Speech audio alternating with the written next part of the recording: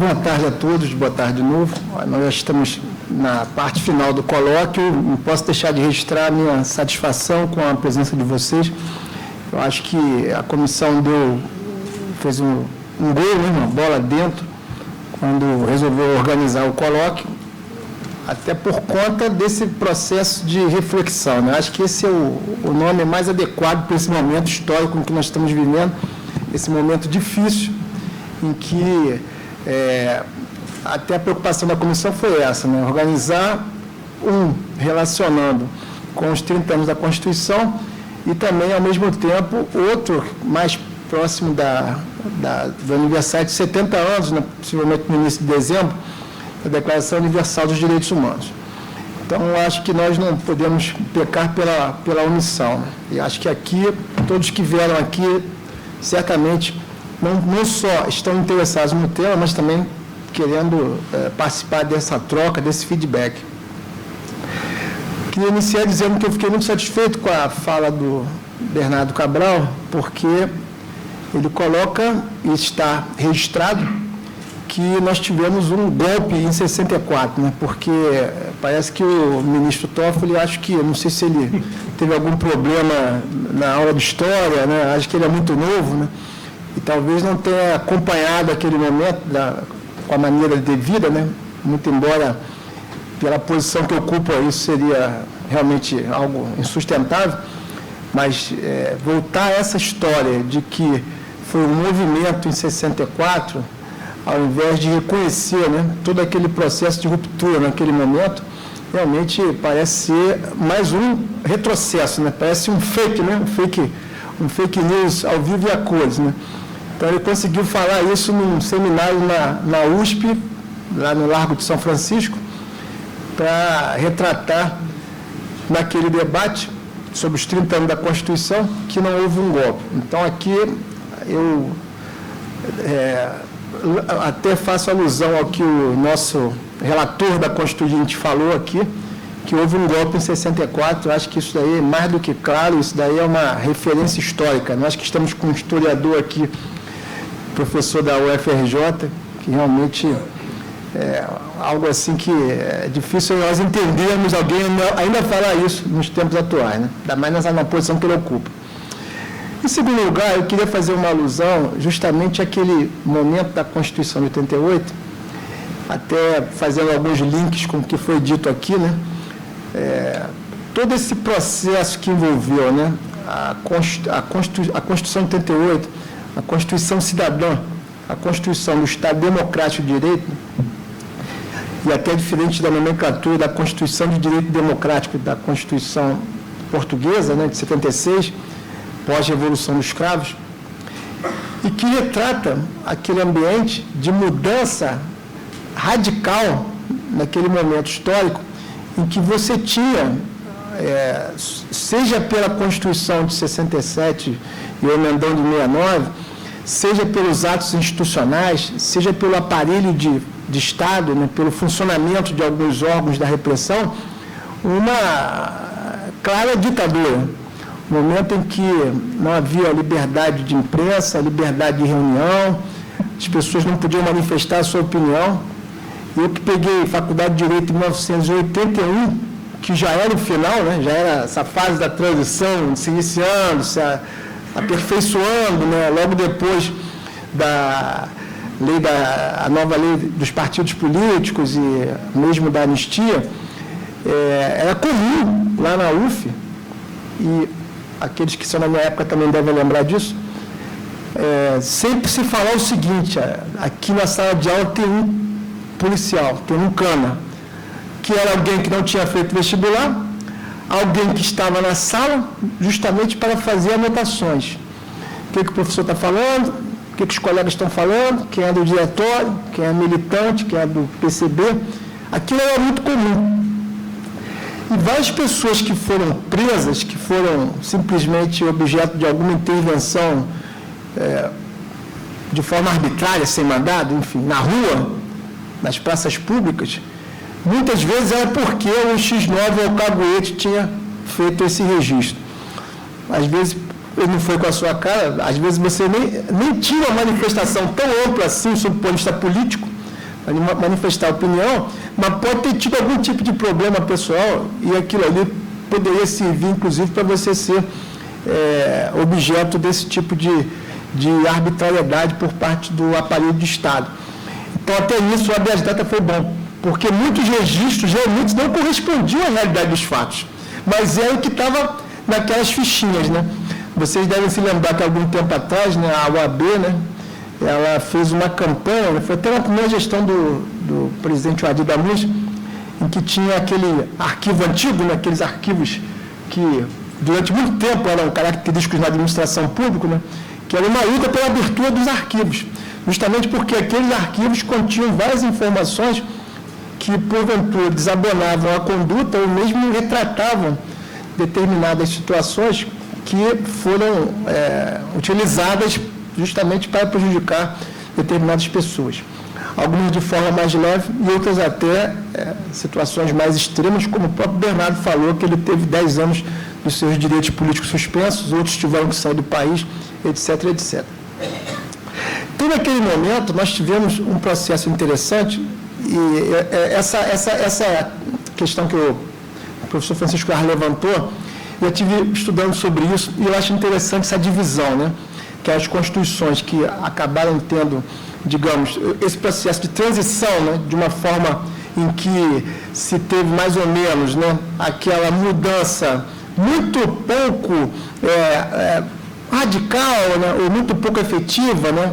Face ao que estava acontecendo anteriormente, e aquelas em que realmente você teve uma mudança que possibilitou, inclusive, né, como foi colocado, que alguns dirigentes, alguns representantes da estrutura do Estado, enfim, pudessem até ser presos e respondessem em relação ao que fizeram.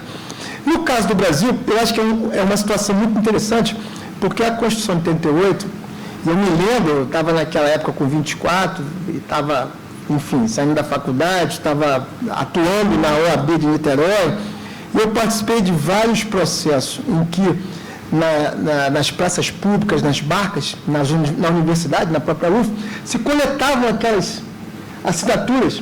Então, você tinha as chamadas emendas avulsas, emendas populares, que eram enviadas, naquela época não tinha internet como tem hoje, você assinava, colocava um documento, né, às vezes até o título de eleitor, e aquele monte de papel, né, que era aquele calhamaço, era enviado para Brasília, e lá também tinha os representantes que estavam naquela interlocução direta com os parlamentares, tentando possibilitar que houvesse uma ampliação, justamente, da Constituição, que traduziria esse Estado democrático. E nesse processo, foi interessante o Bernardo vir com aquela relação, né, ele muito atento, né, tantos parlamentares de esquerda, tantos de centro-esquerda, tantos de centro-direita.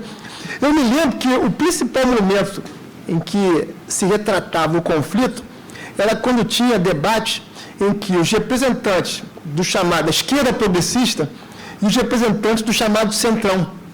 E o centrão era o grupo, né, que tinha relação com os latifundiários, naquela época a bancada ruralista, né, hoje é agronegócio. Você tinha aquele grupo mais ligado ao empresariado, aquele grupo que estava preocupado em não ter previsão de vários direitos na Constituição. De fato, concordo com o Bernardo, aquele grupo era muito mais numeroso, ele tinha mais de 300 representantes. Mas eles não esperavam que essa bancada da esquerda progressista, essa bancada que era muito menor, ela tivesse diuturnamente lutando, atuando, se articulando, estabelecesse estratégias para poder passar várias propostas no texto constitucional. Várias não conseguiram passar, mas muitas passaram justamente por conta dessa estratégia. Isso acabou criando, digamos, uma solução negociada, mas que permitiu diversos avanços, principalmente em comparação com a Constituição anterior. Então, eu acho que esse é um tema interessante para se trabalhar aqui. A partir daquele momento histórico, muito próximo do final do regime militar, né, então ainda com aqueles fantasmas, com aquela pressão de uma transição negociada, né, em que os torturadores não tiveram que responder pelos seus crimes de lesa humanidade, em que se tinha também essa pressão toda que foi colocada, inclusive lá em Brasília, lá na Constituinte. E eu me lembro também do protagonismo, né? Aqui a gente lembra um pouco da história, né? Até para os mais novos, né? Os mais antigos devem lembrar que o Conselho Federal da OAB, naquele momento, ele teve uma proposta que não foi aceita, que era justamente uma eleição somente para representantes que iriam fazer a Constituição e depois eles se autodissolveriam. Então, utilizando o argumento de que era um momento histórico do fortalecimento dos partidos políticos, prevaleceu a tese de, na emenda, convocar a Constituição, e a eleição de 1986 acabou sendo a eleição constituinte, a eleição que sufragou aqueles que seriam os parlamentares que iriam elaborar a Constituição. E aí o termo que foi utilizado foi perfeito, né? Trabalhava de dia para fazer leis, enfim, lá nas comissões, e de noite fazia a Constituição, ou o contrário. Mas tiveram que fazer a mesma dinâmica, né, da atuação parlamentar normal. Então, realmente, um Congresso Constituinte, o que não seria a melhor maneira de você traduzir esses anseios no sentido de uma atuação mais efetiva, de uma representação da sociedade. Mas foi o que foi possível naquele momento, em face de todo esse contexto que foi debatido aqui. Agora, o que nós percebemos ao longo desses 30 anos? Né? Nós temos vários momentos em que se percebe claramente em que a pauta da Constituição, ela muitas vezes ela tem questões que acabam atuando na diagonal. Algumas questões que não estão resolvidas. Por exemplo, nós temos uma questão que é muito importante dentro da democracia, que é a liberdade de imprensa. A liberdade de imprensa é um princípio liberal, é um princípio, inclusive, que fez escritos de Marx em relação à América, né, os Estados Unidos, numa comparação com o sistema europeu, né, em que ele próprio dizia naqueles escritos, né, jornais ingleses, que a quantidade de jornais nos Estados Unidos, a liberdade de imprensa, era uma referência naquele momento histórico, né, em que se teve o Tocqueville, Democracia na América, os federalistas. Só que nós temos verificado que essa ideia de liberdade de imprensa, ela é uma ideia que deve ser consagrada a partir de um princípio democrático de a liberdade dessa informação, ela ser destinada de uma forma em que ela não seja deturpada.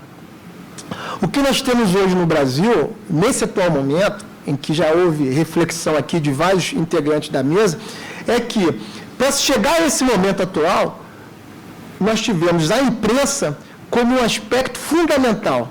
A deturpação da imprensa, a utilização da imprensa, né, e isso tem sido desenvolvido aí, eu tenho trabalhado com meus alunos até textos em relação ao que seria o lawfare, o que seria a utilização, né, desses instrumentos, né, que, digamos, utilizam o processo judicial, né, como uma estratégia de batalha, uma estratégia de combate, uma estratégia para atingir determinados objetivos. Quer dizer, o massacre que houve no processo do Mensalão e esse aí da CPI, aí a questão da Lava Jato, ele foi utilizado de uma forma que claramente chegou a esse quadro atual. Então, determinado cidadão vai fazer um depoimento, você tem horas de depoimento, você tem ali, enfim, instrumento para fazer vários volumes de processo, mas determinada informação que interessa é aquela que vai ser a matéria do jornal. E é interessante que essa estratégia é uma estratégia que está sendo utilizada dentro de um determinado objetivo. Na minha opinião, e aí, claro, né, é uma opinião sujeita a uma reflexão também, essa estratégia dos meios de comunicação, que começa, né, foi falado aí do golpe de 2016, né, em que se utiliza um fundamento jurídico, né, entre aspas, pedalada, né, que você não consegue explicar isso para ninguém no resto do mundo, ninguém consegue entender o que é pedalada, você tem que fazer um esforço até para buscar a tradução mais literal. Essa estratégia jurídica utilizada para os fins políticos do parlamento, traduzindo interesses de outros segmentos da sociedade, né? E aí nós podemos colocar a Fiesp, podemos colocar os meios de comunicação, podemos colocar grupos que têm determinados interesses, como MBL, etc., etc.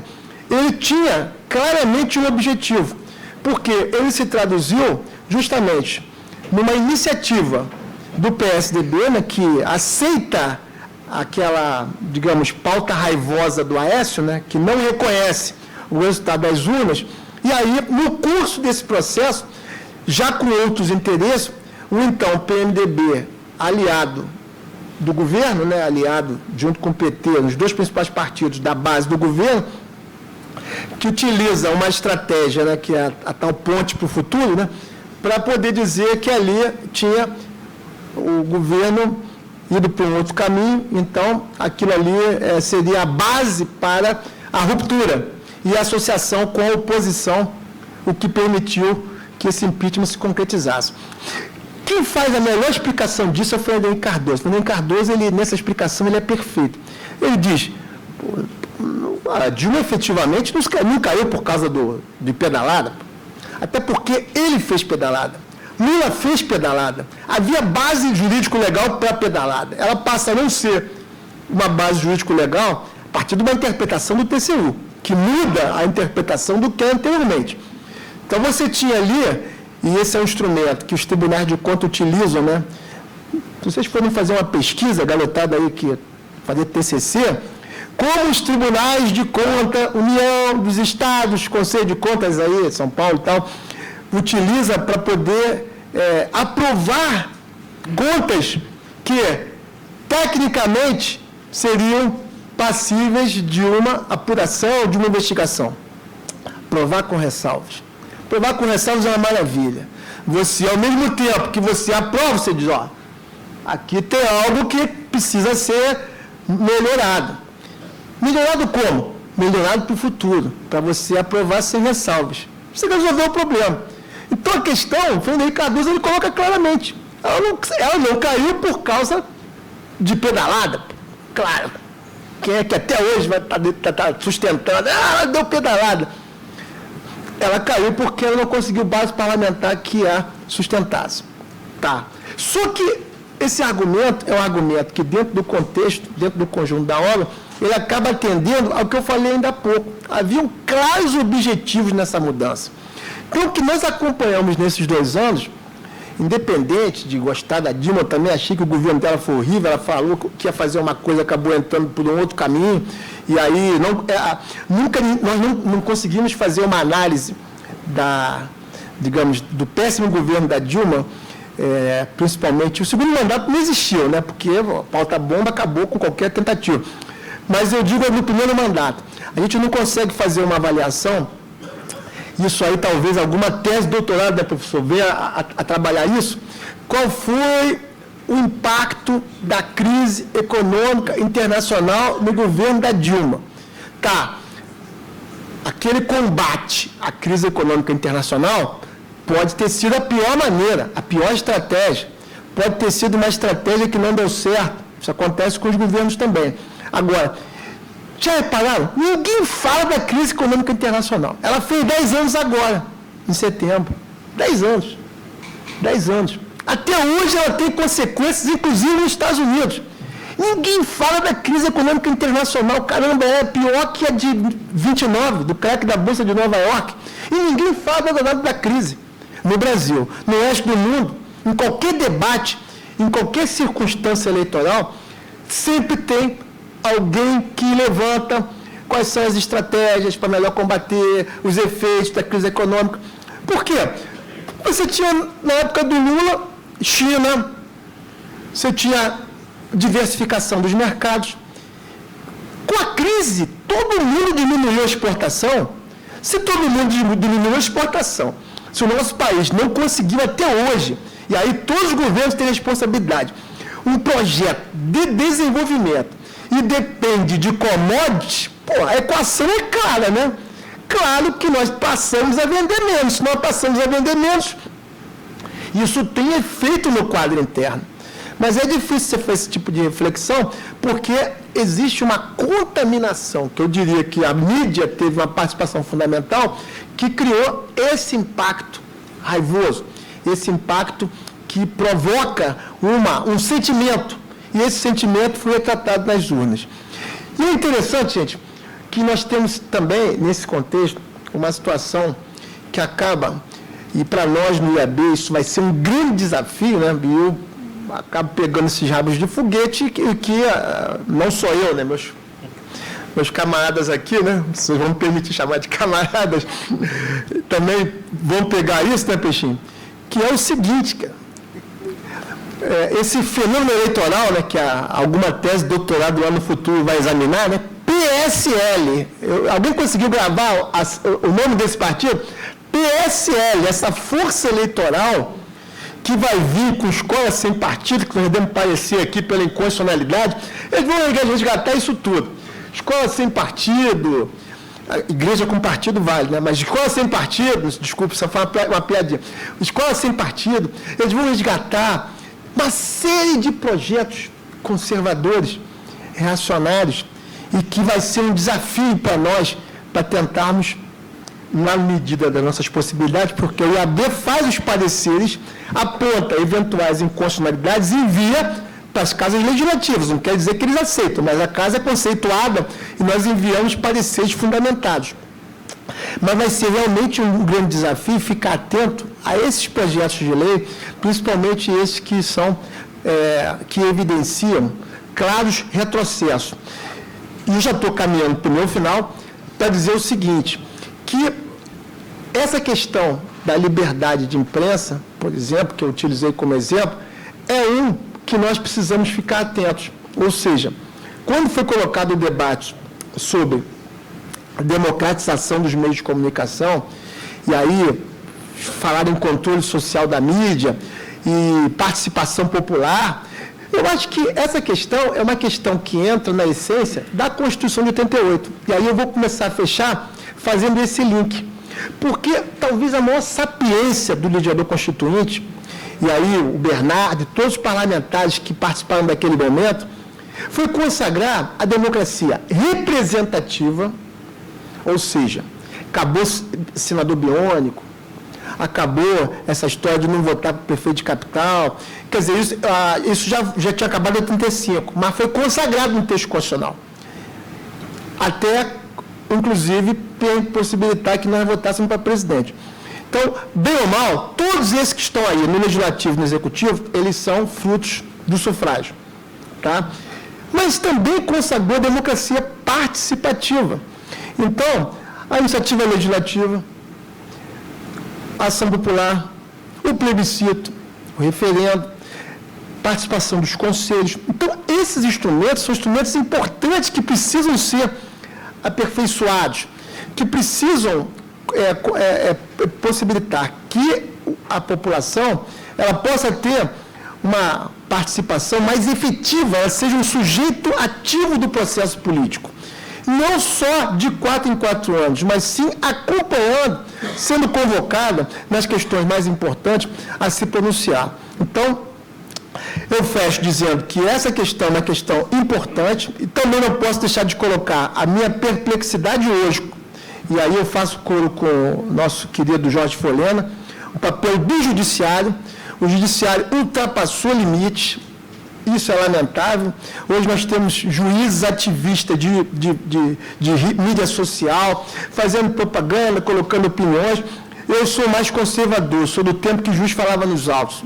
Eu preferia nem que, se eu fosse magistrado, eu preferia nem ter redes sociais, ou pelo menos ter uma prudência no que eu colocaria nas redes sociais.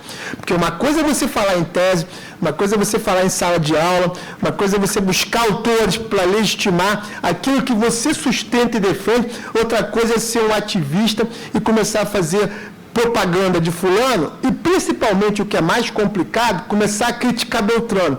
Porque amanhã Beltrano pode ser objeto de uma decisão judicial. E aonde vai estar a imparcialidade? Aonde vai estar a independência? Aonde você vai ter condições de equilíbrio para poder decidir de forma justa? E também é fundamental que as instituições elas funcionem de uma forma efetiva. Principalmente no caso da OAB, eu acho que a atual gestão do Conselho Federal ela ficou aquém do que deveria nesse momento histórico. Muitas coisas aconteceram e ela deixou passar. Então, eu acho que a próxima gestão da OAB, por exemplo, esse vai ser um desafio. Né? Nesse quadro complexo, como garantir não só a defesa dos advogados, mas principalmente do cidadão, porque o advogado é indispensável à administração da justiça. Isso foi consagrado no texto e até o Condeixa, o nosso amigo aqui do IAB, é um autor, né, um dos formuladores desse pensamento que eu acho perfeito. Então, gente, eu fico por aqui. Obrigado pela paciência.